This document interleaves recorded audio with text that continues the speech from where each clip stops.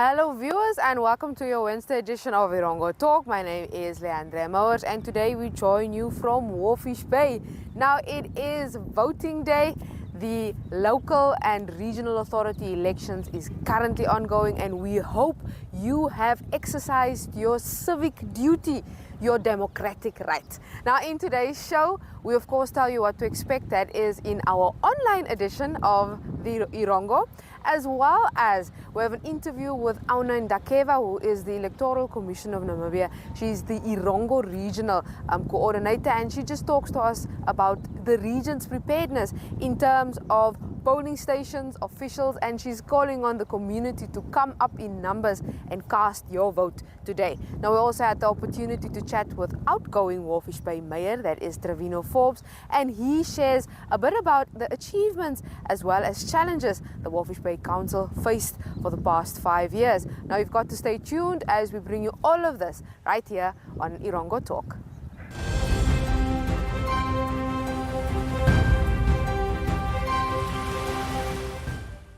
Now up next, that is Erongo Regional Electoral Officer, that is Aune Ndakeva, outlines the region's readiness for the region and local authority elections that is taking place today. Now, like I said, I hope you've already cast your vote or you are on your way to go cast your vote. Now, she says that polling officials, police and election agents have completed training, voter education is ongoing, and the most of the materials are already in place. Now, she also encourages all eligible voters to come out in numbers and cast their vote today.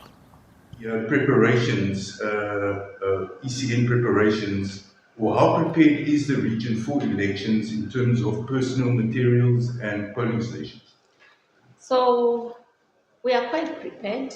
In terms of our preparations, I think we have made significant progress. So we have just completed the training of our polling officials, which finished yesterday. So we are busy now selecting them into the team so that we select the best performers that will be working with us. We also previously trained our police officers that we are going to be working with. We also trained the election agents that were appointed by the different political parties, independent candidates and associations. We have our returning officers and logistics officers on board. So in terms of the staff, I think we are good now. That is completed. We are also busy with voter education activities that have been ongoing throughout the region. This started on the conclusion of the supplementary voter registration in August and is still ongoing and it will go until the day before the elections. In terms of our material, the non-sensitive material, we have received most of them, but we are still having a shortage of vehicles and tents and generators. So this is maybe also a call to the public for those that have these items to please make them available to the commission so that we can make use of them. Of course, they are going to be compensated for that. The non-sensitive material, we are waiting for our ballot papers, which we are expecting to receive in the next few days. Maybe by Friday, they should be here at least. We also engaged our stakeholders in the region, so I think we are quite prepared. Yeah, if the election had to be tomorrow, okay, you're still waiting for the ballot papers. Yes, yeah, okay. of course. How many polling stations are operating? So in Erongo, we have a total of 279 polling stations, of which 50 are mobile stations and 108 are fixed polling stations. I would like to say that this is quite an increase from last year because we listened to the feedback from our stakeholders and we want to bring the service closer to the people. So we have increased our polling stations just to ensure that everybody has an accessible venue that they can get to. Oh, okay. What measures are in place to ensure smooth operations throughout the day, election day? In other words, we're looking at are there enough ballots, etc., etc. Will there be enough? Well, the measures are in place. Like I said, our staff are trained. We are getting all the material that we need to have in place to have a smooth elections. We have also taken lessons that we learned from the previous elections that we are incorporating in these elections to make sure that it's smoother. In terms of the running out of ballot papers, firstly, I must say that last year Erongo did not run out of ballot papers. Yes, but of course, it happened elsewhere in the country. I want also to explain that with presidential and national assembly elections, people register and then they vote wherever they find themselves. So you may find that people registered in Erongo, but during the election time, they find themselves in Omusati or Commerce or wherever. So they vote there. And because of that, it's difficult to plan where to allocate how many ballot papers. Fortunately, with these elections, people are going to vote in the constituency or local authority where they registered. So because of that, it's easier to plan because you know exactly statistically how many people registered in Swakopmund local authority, for example. So then you allocate enough ballot papers. And we have also added just more on top of the numbers that we have to ensure that we do not run out. Yes. What should voters bring with them to the polling station? Also, the do's and don'ts for voters not coming to the polling station in party colors, party flags near polling stations need to be taken down, etc. Okay, so they should basically just bring their voter registration card, and I must also say that they should come of sober mind. They should ensure that they are sober so that they make the correct decision in the booth. In terms of party colors, please do not wear your party colors when you are coming to cast your vote. Just wear your neutral, normal clothes. Yes, there shouldn't be flags that belong to political parties in close proximity to the polling station. The presiding officers are going to ensure that this doesn't happen. But of course, members of the public, if they observe that there's a flag somewhere, they can always notify the presiding officer so that it can be taken down. Yeah. We're just looking for peace. Yes. I mean, it should be a peaceful event. Exactly. Yeah. On a step-by-step process a voter follows once they arrive to vote. Okay, so the process is quite smooth and simple and short. So you enter the polling station, there will be a police officer at the door that will direct you. And then you come in at the first table you go to is the table where they are going to do verification. So you give them your voter registration card, and then they will verify that the person standing in front of them and the card that is presented to them is correct and the details are matching. And they also check that you are not inked, meaning you haven't voted already. So once they are done with the verification process, then you go to the next table where they are going to apply the ink on your finger, and thereafter you go to the ballot paper issuer, who is now going to issue you with the ballot paper, depending now, remember now we are having two elections, regional council and local authority. So depending on whether you qualify for both or one, you will then get either one or two ballot papers. And after that, you proceed to the booth where you are going to cast your vote in secret. And you come out of the booth, there will be a ballot paper controller who will also direct you where you must put your ballot paper, because there will be two ballot boxes, one for regional council, one for local authority, and then you put your ballot paper in the respective boxes. And then after that, you exit the polling station. You've had your say. Okay. Yeah. What advice do you have for first-time voters? First-time voters, I just want to encourage them to really come out and vote. They should not be nervous. Like I said, the process is quite smooth and simple, and there will be people on the premises that will guide you through the process. But also, they should come because these elections are very, very important. In comparison to presidential and national elections, local authority elections are particularly important because they impact our day-to-day lives. We are voting people into power that are going to make decisions concerning water and sanitation services, for example, local housing development, maintenance of road infrastructures in our local communities. So basically, these are people that are going to be responsible for the budget in our local authorities, and they make decisions of, for example, which neighborhoods get developed and what, and things like that. So it's very important because it impacts us directly. So everyone should come out and cast their vote. Do not let other people make a decision for you. Yeah. Wise words. What timeline can the public expect for preliminary and final results and the process behind counting the results? So the polling stations close at 9 p.m., but everybody that would have been in the queue by then will be assisted. So sometimes it so happens that the queue is long, and by 9 p.m. there's still a significant number of people. So it will take time before all those people cast their vote. But once the polling station has closed and the last person has casted their vote, the counting is then going to start. So for the busy polling stations, this counting may go into the wee hours of the morning.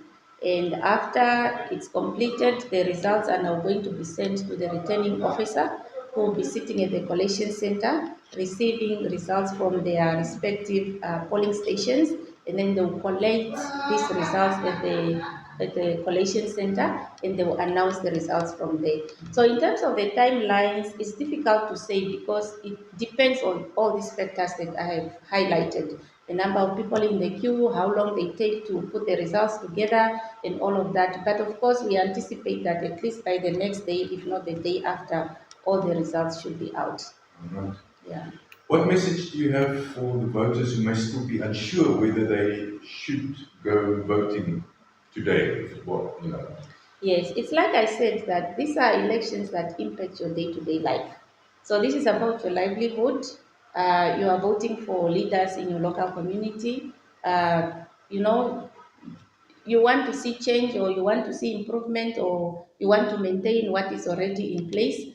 That is the reason why you should go to the poll and cast your vote, because your voice counts. And by casting your vote, you'll be making that difference. Yeah. Oh no, the last question is, maybe you answered it, I think, but let's see. How important is the role of citizens in strengthening democracy through local and regional authority elections? Well, I think I've answered it, but of course, maybe just to add, in a democracy, because we are in a democratic country, you want more people to come and participate so that when the results come out, they speak to the masses. But if more people are not coming to cast their vote, then the few that come, their views might not be a good indication of the views or the sentiments of the masses.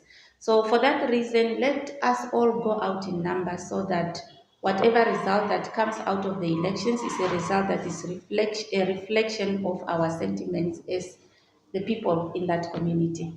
Excellent. Aune, thank you for your service. You're most welcome. All right. Thank you.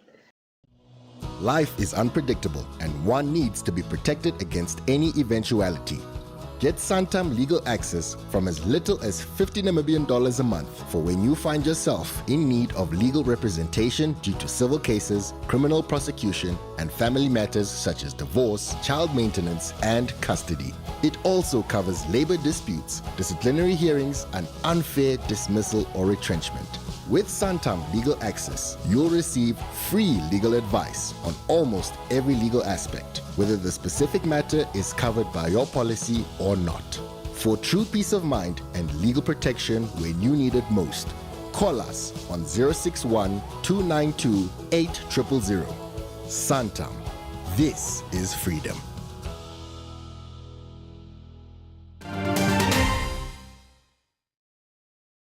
Now today's Erongo edition you can find online. Like I said, you can always just follow our social media platforms to find exactly where it is. Now in today's Erongo edition, the annual toy run that was hosted by the Live to Ride Motorcycle Club saw various biker clubs donate toys to the Walvis Bay Lions Club. Now according to David Koch, who is the president of the Walvis Bay Lions Club, the organization collects soft toys throughout the year. Now at the end of the year, just around Christmas, these toys are then distributed to children in hospitals, children homes, even the elderly. And he says that the community can still donate toys, so if you find yourself in the vicinity of the Walvis Bay Lions Club, you can just pop in there and drop a soft toy. And then secondly, more than 1,300 children from the Swakopmund's DRC informal settlement were treated to warm soup, food parcels and uplifting Christmas messages as the Dutch Reformed Church hosted its annual end-of-year outreach at the Food and Faith Soup Kitchen recently. And then thirdly, now Ocean Painters het 'n besonderse kunsgeleentheid vir die mees talentvolle leerders van die Nama Primêre Skool aangebied. Nou 16 jong kunstenaars is genooi om saam aan die strand van Swakopmund te skilder, 'n unieke ervaring wat kreatiwiteit, natuur en vreugde op die mooiste manier saamgebring het. Well, like I said, just check out our social media platforms. You can find us, that is on Facebook, Instagram, Threads, as well as on TikTok, to find your online edition, or simply head on over to our website. That's at www.erongo.com.na.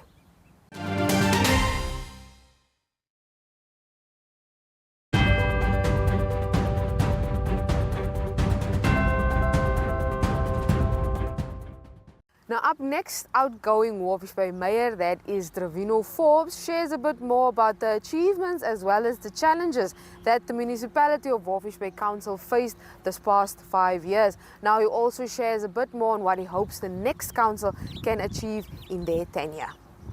Challenges came, we were quite young. It was my first time being involved in politics. I have never been involved in politics at all, never joined any political party at all. And starting off, so let's say, groen, very green. We didn't know anything about politics, and we basically had an on-job training, basically. And we started off fresh. All of us, basically, all of the councillors that came in were all new councillors, a majority of them. We were blessed to have in our coalition Uncle Buddy, that was mayor back in 1992, I think. And that was quite a blessing to us to have him as a senior politician on our side. And coming in, we experienced a lot of challenges. Obviously, there was a lot of noise made by certain political parties about alleged corruptions, and we had to make decisions to see how we can curb this. And what we also did as council is we changed policies. We decided to change policies to benefit the people of Walvis Bay. The first one was the housing policy. I remember still being on a forklift at Spa, busy offloading things from a truck, and getting a call from the community saying they're selling land at the municipal building. I was still in my Spa uniform and I rushed over there, and we stopped the sale of land because we could see that this land was being sold to developers, and we wanted people of Walvis Bay to own land. That was the big bone of contention and the big challenge that we had. We wanted people to own land. And we stopped that sale of land. We amended the land sale policy to provide residents of Walvis Bay first option. And we also had industrial land that we sold. And the thought process behind the industrial land was, how are we going to make sure that small businesses and people of Walvis Bay benefit from land rather than continuously renting warehouses? So we brought the land price down to $500 from $800 a square meter, and we sold it over a 3-year period with the 10% deposit, and that made it possible for people today. If you look at the industrial area now, where it was extension 14, it's completely filled up with buildings. So I think that was one of the biggest achievements, and also the way we tackled the issue of land in Walvis Bay. Look at Farm 37, it was a pipe dream. It was there, but it wasn't really there. And we decided we are going to run with this project and we are going to make sure it happens. And this municipality has been operating without a CEO for almost 4 years. We only got a CEO now that Ms. Victoria Kapenda came in, and we could immediately see the turnaround with a CEO on board. We're looking at challenges when we look at the infrastructure that was dilapidating. Walvis Bay's roads were in a totally bad state, and it just got worse. So we needed somebody that's strong to take over the administrative end, and I do appreciate the efforts of those who stood in, the likes of Franz Gontep, the likes of David Ushona, very strong people that really tried to assist the council, but there was always lacking a subsistent CEO. And when Madam Victoria came in, we could really see a turnaround in service delivery, especially with roads. As you look in Walvis Bay now, you could see that roads are being repaired. We are working tirelessly on the dilapidating sewage systems. But the main goal was always to decongest Walvis Bay, get people from the backyard shacks, from areas that, for example, these land grab areas, and get these people a dignified way of life. And that is what council strives for, but also to create jobs by empowering industries to settle in Walvis Bay. So by that, what I mean is making the environment conducive for investment to come to Walvis Bay, and doing so transparently and without any self-interest leading this down. So that was always our goal, is to build a foundation. We knew that 5 years would not be enough to get all of our dreams done, to get everything that we wanted to do in place, but at least we could lay the foundation that others that will be coming on could really build upon. And that was the goal. But the challenges remain there. We really saw a lot of issues, and as Mayor of Walvis Bay, I think the issue is that people don't really understand the authorities that are placed upon us. But I was happy to receive all of the insults, because that was I knew coming into council it would be my job to be the face of council. So if anything goes wrong, it will be pointed to Trevino directly, not to the council and not to anybody else. Now recently the CEO is also taking a bit of a beating over things she didn't allow. But we knew coming into council it would not be easy We knew that we wanted to bring about necessary change, and we did so. And I think the Walvis Bay going forward will be a much better place because of the steps taken by the Council of 2020 to 2025. What do you hope to see the next council achieve in their tenure? Well, I think just build upon the foundation that we have laid. Good governance, transparency, I think that is essential. And those are some of the elements that I brought into the office of the mayor, is that we report on what we do. We take it very seriously. When I came into council, I resigned where I was working to be able to commit myself full-time to public service. I adopted an open door policy, which allowed people from all walks of life to enter this office. Even people within the municipalities told me they've never seen the inside of this office before.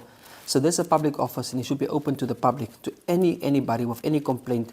And that made me realize how many social issues we have in Walvis Bay by being on the ground and by talking to people firsthand, knowing the issues that they have. And I've always said that going out of this office, I might have to see a sielkundige because it is bad that what's going on outside. It is not a pretty picture. People are suffering and there's only so much you can do to assist these people. So we have tried from my office. I have a big love for our young people, children, and of course my elderly. So those are the people that I've tried to really assist from my office. Annually, we have done this event for the old people, end of the year, where we spend up to 500,000 Namibian dollars or more just to cater for our elderly people. And I'm quite proud of that as well. And then I went out. And I should say that most of these trips that I undertook as a mayor of Walvis Bay to Dubai, to wherever, were sponsored trips through an organization that I joined, which is the Covenant of Mayors of Sub-Saharan Africa, of which I'm a member of the regional forum, consisting of 3 members, one myself, the mayor of Zambia, and the mayor of Kilimani, Mozambique. And we empower climate resilience, or we try to bring climate funding to local authority levels. That is the goal. And I've successfully, I think I've completed my tenure, I've done my tenure successfully by bringing about 2.8 million Namibian dollars of climate funding to young people in Walvis Bay. And now we stand a chance to get an additional $2.8 million for the new tenure of the new mayor that will be coming, so they can apply again for that funding. And above that, I have been asked to choose 5 towns within Namibia to be eligible for this funding as well. So looking at a combined almost 15 million Namibian dollars going out and seeking for funding, seeking for assistance. You don't get things done by sitting in offices the whole day. You need to go out and you need to engage international partners. By doing so, there were those, some councillors that tried to taint me as corrupt and eating S&T and so on. And that was never the case. Investigation was done by the administration. They found nothing wrong. In turn, I have also asked the finance department to do a small audit on the credit card of the mayor as well as the office of the mayor. No discrepancies detected because I believe in transparency in the public office. Advice for the incoming mayor: commit yourself. Commit yourself to public service. Some of these jobs are not jobs you take for a salary. Some of these jobs are not jobs you take for popularity. Some of these jobs are jobs, I'm talking about nurses, I'm talking about doctors, I'm talking about teachers, and I'm talking about, of course, councillors. Some of these jobs are a service to the people. And that is what we should always remember, that we are servants of the people. We were placed in positions to serve their needs and their interests, not our own. So I think that will be my message to the incoming mayor, to the incoming councillors. And I will still be around to keep an eye on you. I think none of us expected this to happen. That there will be so many challenges, first of all. We thought that processes were easy. We came to learn that we have processes and systems working against us completely as council. We learned that we do not have overall power, and that is something that really affected affected us mentally as well as emotionally as councillors, because we thought we are coming into this system, we are going to bring about change in the blink of an eye. But we saw a procurement act that worked against us. We saw a national government that was not always forthcoming. So all of these systems are things that really frustrated us as councillors, and especially me. And working with a coalition, it's not as easy as it seems, but I'm grateful for the partners I had. My initial plan coming in was to have an overall coalition that includes all of the councillors of Walvis Bay, all 10 of us, how many political parties are we? All of us. But others didn't have that in mind. Others didn't want to work with me, but rather work against us. And that was something that was quite frustrating as well. But be that as it may, we still managed with the partners that we had to pass resolutions and to get things done, even though it was challenging. Some of the challenges, and I think that there's also a misperception on the duties and functions of council, duties and functions of administration. There are certain things that are in the administrative powers, and I don't want people to make empty promises when they do campaigns. Red Force, for example, was one of these things that was appointed administratively. I've seen some of the campaigns and they will do away with Red Force. If council could have done so, they would have done so. Henty's Bay tried, others tried. It is a contractual agreement administratively undertaken with Walvis Bay and Red Force. So there's not a council decision. It was never a council decision. And we should remember that. So when people tell you that they will end the contract with Red Force when they come into council, it is a legal battle. It can't be done the way they are saying it could be done. What they could rather do is not to engage, to make sure that they don't engage in another one. That they could do. But to end it, I think that's something that we have tried and we have also failed in that regard. So some of the powers are administrative and some are for council. We did what we needed to do. We got things done.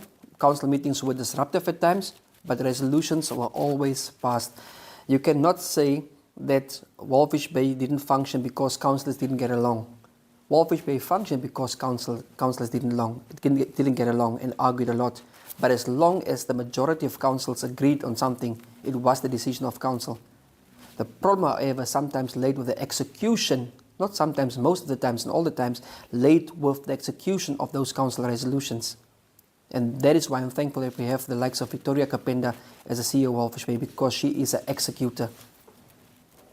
So it was a challenging situation, and I'm grateful for the experience. I'm grateful for the lessons that I've learned, and I can only serve better from the learning curve that I've taken from local authority. Thank you, first of all. Thank you for your support, and thank you for keeping us true to the cause. The community of Walvis Bay and Walvis Bay in general is unlike any other local authority, unlike any other town. You are the leader, you are in control of your town. You demand what you need, and that is what I appreciate from you. You are on the ball and you make sure that things get done, and you make sure that you keep your councillors accountable to the promises they've made. And I would be honored and I would be happy to serve you in the regional as well.